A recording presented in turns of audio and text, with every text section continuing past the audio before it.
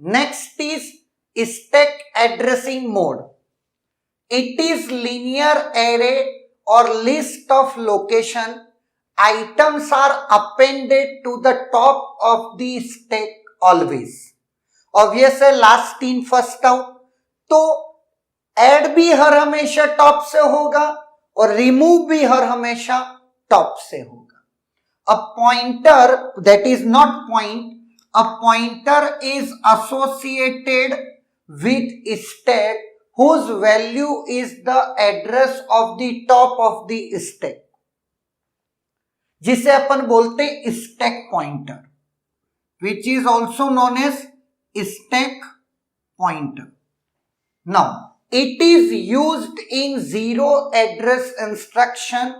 In this, machine instruction need not include a memory reference, but implicitly operates on the top of the stack.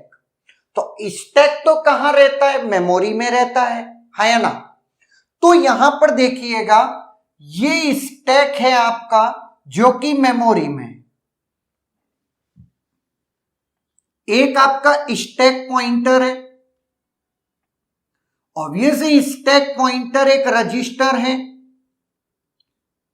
और ये मैं कहां रखूंगा? Register के अंदर.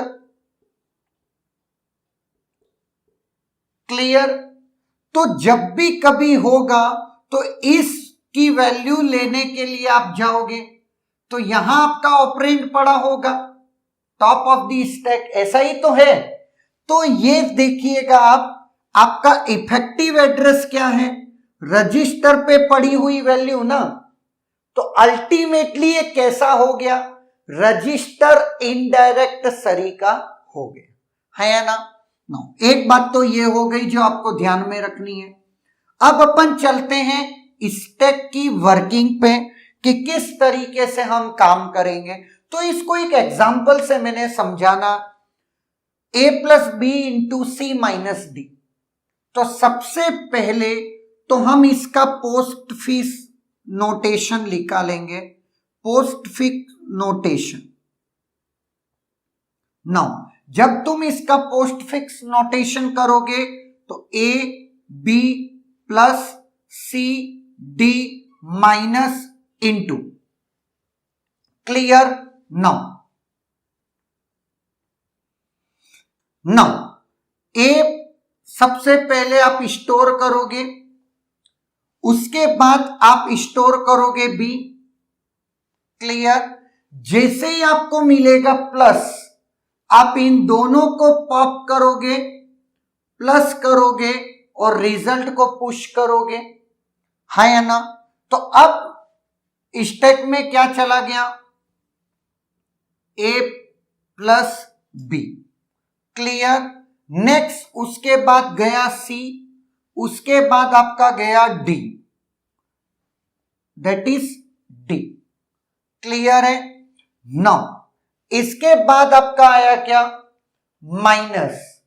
माइनस तो यहां पर मैंने परफॉर्म किया, दोनों को ऑपरेट किया. पहले इसको मैं इरेज कर दे रहा हूं.